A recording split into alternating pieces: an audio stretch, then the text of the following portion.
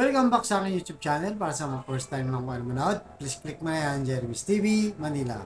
Anyway guys, wala nang bayad to, libre lang, tulong mo na lang dito sa kapwa. Right, thank you very much po. So topic natin yung for today's reflection. Hango ito sa gospel ng ating simbahang katoliko ngayong araw ng linggo.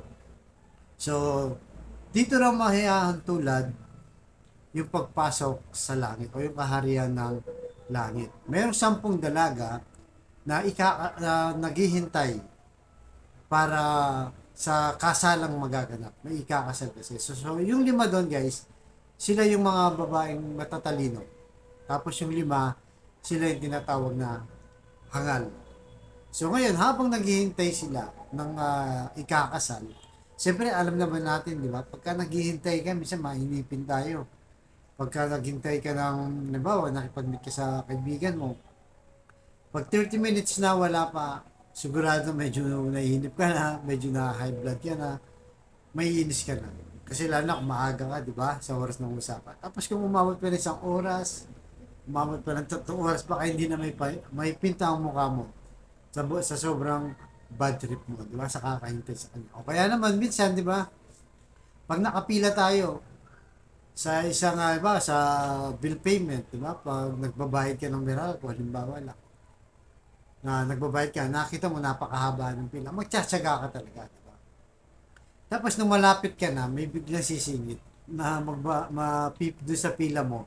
Siyempre magagalit ka, di ba? So feeling mo na lamangan ka at feeling mo na hindi tama yun kasi ikaw nagtsaga ka naghintay at tagal ng sabi mo 1 oras tapos may darating lang doon sisingit sa pila, di ba? So ngayon, yung limang babae o yung 5 dalaga ayon sa Biblia ay yung kanilang ilaw aandap-andap, di ba? Aandap-andap na. So yun. So nung aandap-andap na tapos biglang may sumigaw na ito na yung ikakasal, malapit na, parating na, sabi niya. So yung parating na yung ikakasal, yun na nga, yung 5 babae aandap-andap na. So bago pa dumating yung ikakasal guys, bago pa dumating, eh halos namamatay na ang kanilang ilaw. Pero yung 5 babae na may ilaw pa, kaya lumapit sila, sabi nila, mamamatay na, maandap-andap na yung aming ilaw, pengi naman langis, sabi nila. So no, sabi ng 5 matatalino, eh dapat naghanda kayo, sabi, di ba? Kasi alam nyo namang magtatagal yung ikakasal, dapat naghanda kayo. Umalis muna kayo, tapos bumili muna kayo para maabutan nyo yung ikakasal. Kaya ayon sa Mateo, chapter 25, verse 13, pagkatapos nito, sinabi ni Jesus, kaya't magbantay kayo sapagkat hindi nyo alam ang araw o oras man.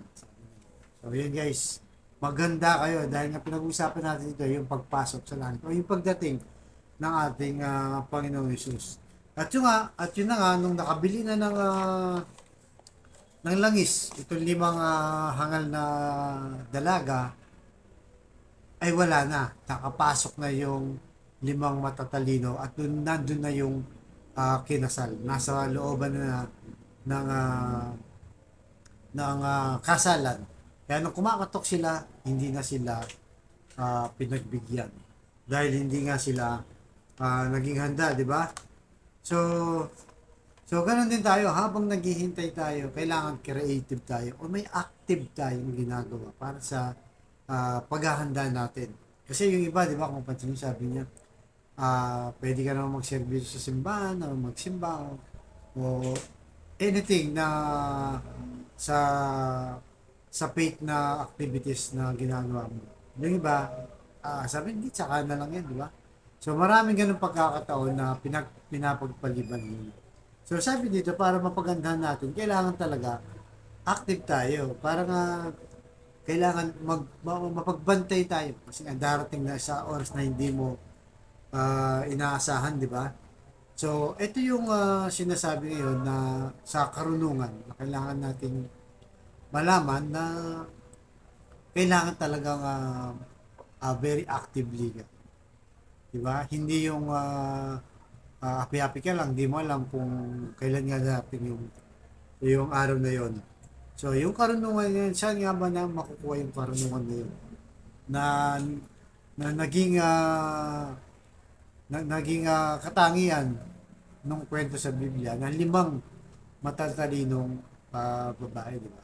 So, sinasabi ito yun. So, halimbawa, yung pagsisimba, kasama yun, di ba? Kaya nga tayo magsisimba para makipag-meet o manalangin, magpasalamat, humingi ng tawad sa Diyos. Pag pumunta tayo ng simbahan, kaya manalangin ka. Okay, itong ginagawa natin ito, guys. Yung binabahagi mo, even sa social media, di ba? Lahat naman, mayroon naman cellphone, may Facebook. So, mag-share ka ng mga Bible verse. Di ba? Mag-share ka lang kasi marami makakabasa ng malang mo. Yung isang taong depressed, nangangailangan ng kakapitan sa oras ng kanyang matinding problema, mabasa yung Bible verse na sinend mo o sinyer mo, eh makakatulong ka pa, di ba? Yun ang sinasabing karunungan. Kaya yan ang lagi nating isipin na dapat lagi tayong nakahanda. Yan ang pagsikapan natin na talaga nakahanda tayo anytime na pagdating ng ating Panginoon.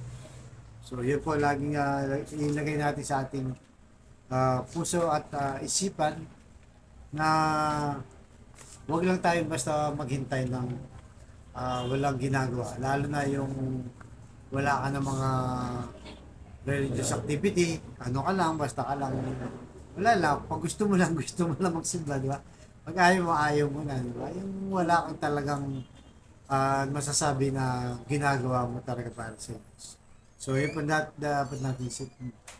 So, tayo pinanalangin. Panginoon Diyos, maraming salamat po sa paalalang ito. Lalo na sa oras na pagdating nyo, na tulungan niyo kami maging handa para sa yung pagdating ay kami ready at naghihintay sa tamang oras ng iyong pagdating. Ganun din sa kapatid nating nanonood sa aking vlog na may matinding karamdaman sa financial, sa relasyon. Sabayin mo ko sa napakasimpleng dasal na kung kayo maniwala at magtiwala at manampalataya.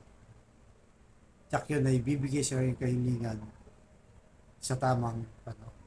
So Lord, i-bless niyo po ang kapatid namin ngayon nanonood sa aking vlog na may matinding karamdaman.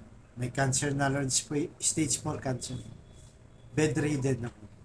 At kung anumang uring karamdaman na bumabalot sa kanyang katawan, ipuhin niyo po ang inyong mapagpagaling na kamay. Tanggalin niyo po kung anumang kayo nararamdaman para sa kanyang pamilya. Ganon din po sa mga pamilya o relasyon ng kawatak-watak nagkasira sila dahil sa hindi pagkakaroon.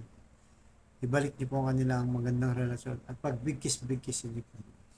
At sa financial, Lord, na kailangan naming lahat, lalong-lalo na yung mga kapatid namin walang-wala, Lord. Ultimong pambili ng bigas, ulam, pamasahe, pambahan sa mga bata, pambayad sa gamot, pambili ng gamot, pambayad sa kuryente, ilaw, bahay, at kung ano pa man. So, i-bless niyo po ang aming anak buhay para sa anak mo. So, lahat ng ito inilig namin sa matamis na pangalan natin, Panginoon Jesus. Amen. And to God, all be the glory. Sa ngalan ng Ama ng Anak. And Diyos Espiritu Santo, thank you very much po.